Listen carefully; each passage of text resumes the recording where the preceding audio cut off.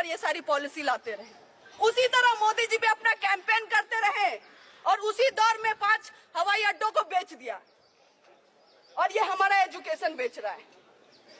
ऐसे दौर में जब इलेक्शन हो रहा है तो इन लोगों को एक्सपोज करने की जरूरत है। ये जो आरएसएस बीजेपी के लोग हैं, हमें जो नेशनल एंटी नेशनल का डिबेट सिखा रहे हैं, हमें नेशनल बनने की बात बता रहे हैं, हम उनको कहना चाहते हैं कि हमारे जैसा लोग, हर एक इंसान हर एक घर में होता है, जो जेएनयू आने का सपना देखता है, जो पढ़ने का सपना देखता है, एक अच्छे भारत बनाने का सपना देखता है। उनको ये बताना चाहेंगे कि मोदी जी है तब मुमकिन नहीं है, शिक्षा है तब मुमकिन है।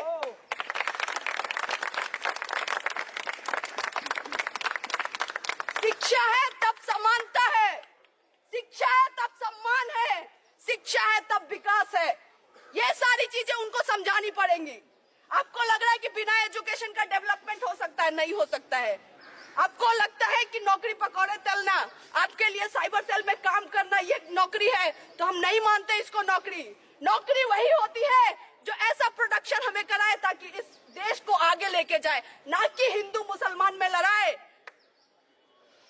गलत गलत वीडियो डाल के आप दंगे करवा लीजिए पूरे देश में, लेकिन ये देश आपको एक्सपोज करेगा, बोलेगा कि आप ये जो फॉल्स डाइकोटमी क्रिएट कर रहे हैं, इंटरनल एनिमी तब से किए जा रहे हैं। हम पूछना चाहते हैं और हम ये बताना भी चाहते हैं कि इस देश का अगर इंटरनल एनिमी कोई है तो ये आरएसएस के लोग हैं। और ये आज से नहीं, स्वतंत्रता के टाइम से है। ये लोग, जब हमारे देश में लोग मर रहे थे, अपने जान दे रहे थे आजादी के लिए, तब ये सावरकर का फोटो इधर लगा है। ये लोग ही ब्रिटिशर्स को लेटर लिख रहे थे कि हमें माफी दे दीजिए, और अभी ये बोल रहे हैं कि मृत्युंजय जीतेगा या फिर मृत्यु जीतेगा या सावरकर। जब माफीनामा दोगे तो सावरकर जीतेगा, माफीनामा दोगे, देश बेचोगे तो कौन जीतेगा? सावरकर जीतेगा। अगर इनकी चलती तो ब्रिटिशर के गुलाम होते हम, अभी भी हम गुलाम होते अगर इनकी चलती।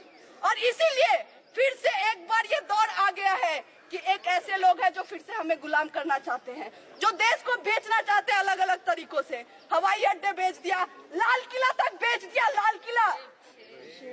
और इसीलिए जब सब कुछ बेचने की बात चल रही है तो हमें बताना पड़ेगा कि हम भगत सिंह के जनरेशन से, जो हंगर स्ट्राइक भी किया, हंसते हंसते फांसी पे चढ़ गया, लेकिन अपनी लड़ाई चलाता रहा। ये बोलता रहा कि अगर इंडिया होगा तो एक ऐसा इंडिया होगा जिसमें सबको समानता होगी, सब शिक्षा ले सकता है, सब हेल्थ ले सकता है, और इस तरह के भारत की सपना हम देखते हैं। और इसीलिए आज हम जनरेशन पे एक बहुत बड़ा हमारे ऊपर एक जिम्मेदारी है कि हम सब मिलके इस मुद्दे को आगे लेके जाए और इनको बोले कि आप चाहते हैं एंटी नेशनल नेशनल का डिबेट करना, हम इन सारी चीजों पे डिबेट करना चाहते हैं।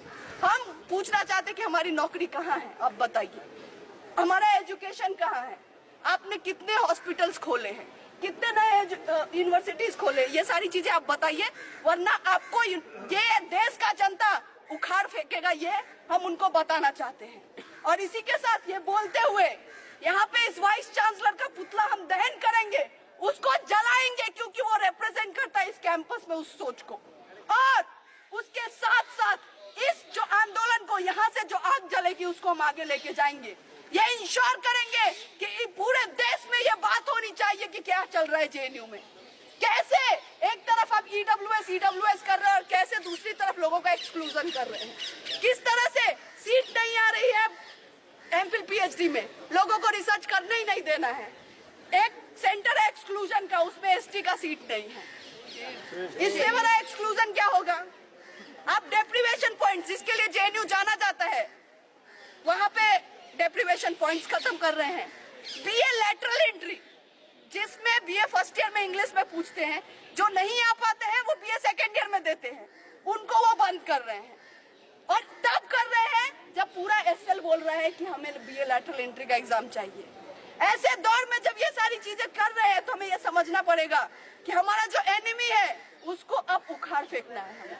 होता कौन है राहुल गांधी हिंदुस्तानियों के बिहाफ में, भारतवर्ष के बिहाफ में शी जिनपिंग की लेफ्ट पार्टी के साथ किसी भी प्रकार का एग्रीमेंट करने वाला? यह हक उसको दिया किसने? है क्या, था क्या वो उस वक्त? क्या देश का प्रधानमंत्री था? क्या देश का गृह मंत्री था? क्या देश का रक्षा मंत्री था? क्या किसी भी सेना का सेना प्रमुख था? किस हक से उसने हमारा भविष्य शी जिनपिंग की लेफ्ट पार्टी के साथ एक अग्रीमेंट के तहत बंद करने की हिम्मत करी? क्या सोच करके इसने वो करा?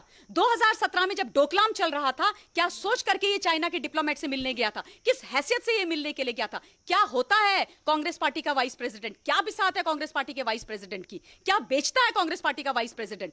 तुम जो हो इस तरीके के एग्रीमेंट्स और इस तरीके के एमओयू साइन करोगे, मेमोरेंडम ऑफ अंडरस्टैंडिंग, बाकी लोगों के साथ, इस देश को बेचने के लिए, इस देश को गुमराह करने के लिए, और उसके बाद अपनी इसी शक्ल अचानक से जगोगे रात के अंधेरे में, एक वीडियो बनाओगे अपनी शक्ल लेकर के और उसको तुम पोस्ट कर दोगे और बोलोगे कि मोदी जी आप बताओ ऐसा क्यों हो रहा है, मोदी जी आप बताओ क्या हो रहा है, क्या हो रहा है? 1 इंच की जगह उन्होंने नहीं ली है। आज तुम अपनी सेना को डाउट कर रहे हो। देश की सेना कह रही है, सेना प्रमुख कह रहे हैं, हमारे जो फील्ड लेवल के कमांडर्स और जनरल्स हैं वो कह रहे हैं कि हमारी 1 इंच जमीन पर कब्जा नहीं हुआ है, हमने जो बोला है वही सच है। लेकिन इन्होंने जब भी हमारी लड़ाई किसी भी दुश्मन देश के साथ हुई है, इन्होंने कभी भी अपनी आर्मी का साथ नहीं दिया है। इन्होंने जाकर के ये दुश्मन देश के साथ खड़े हो गए।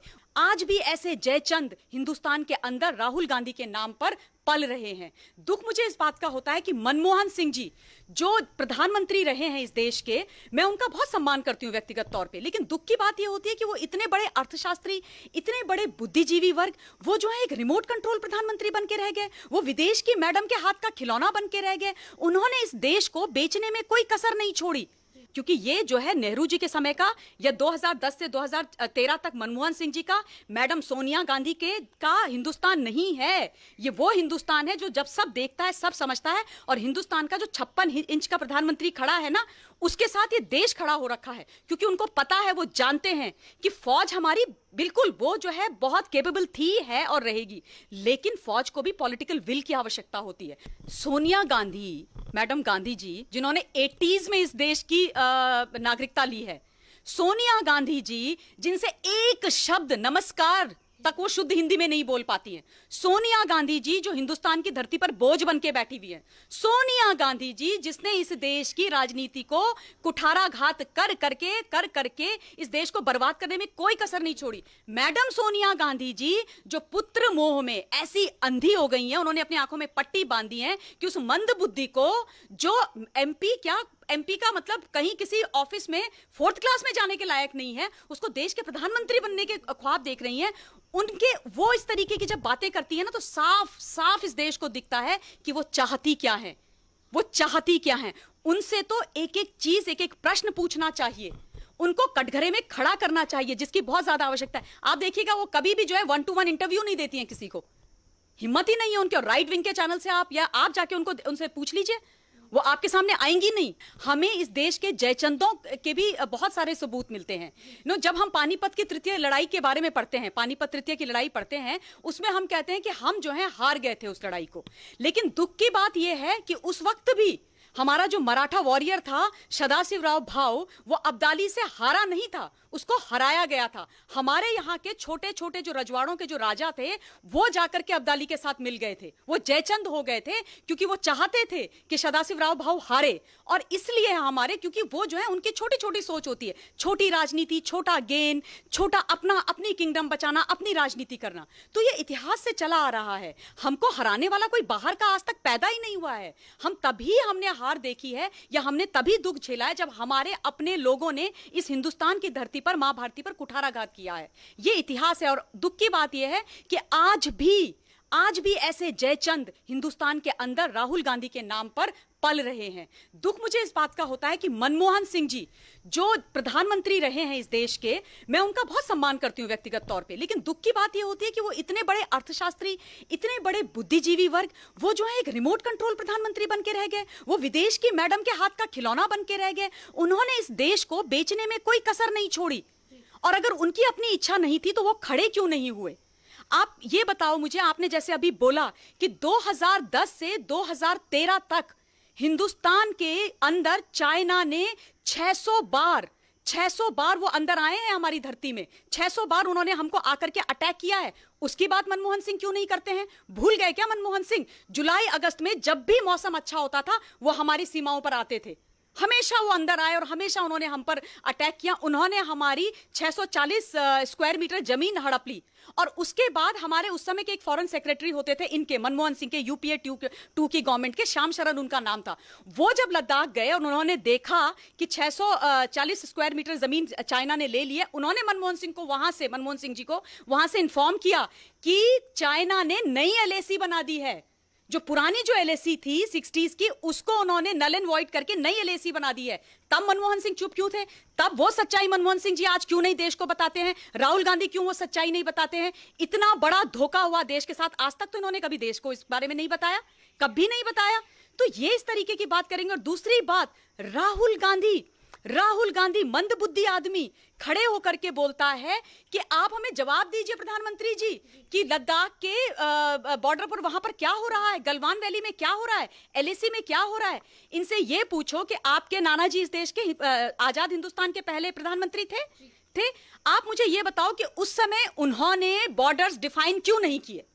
किसने रोका था उनको रोका था उनकी महत्वाकांक्षाओं ने। उनको इंटरनेशनल लीडर बनना था। वो जो है संधियों के बाद संधियों, अग्रीमेंट के बाद अग्रीमेंट करते जा रहे थे चाइना के साथ। उन्होंने कभी देश का प्रधानमंत्री बनकर के इस देश के लिए नहीं सोचा। आप सोचो 1951 से लेके 1957 तक चाइना ने 179 किलोमीटर की सड़क बना दी अक्सई चीन पे, हमारे एरिया में, और हिंदुस्तान को पता ही नहीं चला। हिंदुस्तान के प्रधानमंत्री साहब जो है मस्त नींद में सो रहे थे, विदेशों की यात्रा कर रहे थे, इंटरनेशनल लीडर बनने पर तुले हुए थे, और वो हमारी नाक के नीचे से वो 179 किलोमीटर की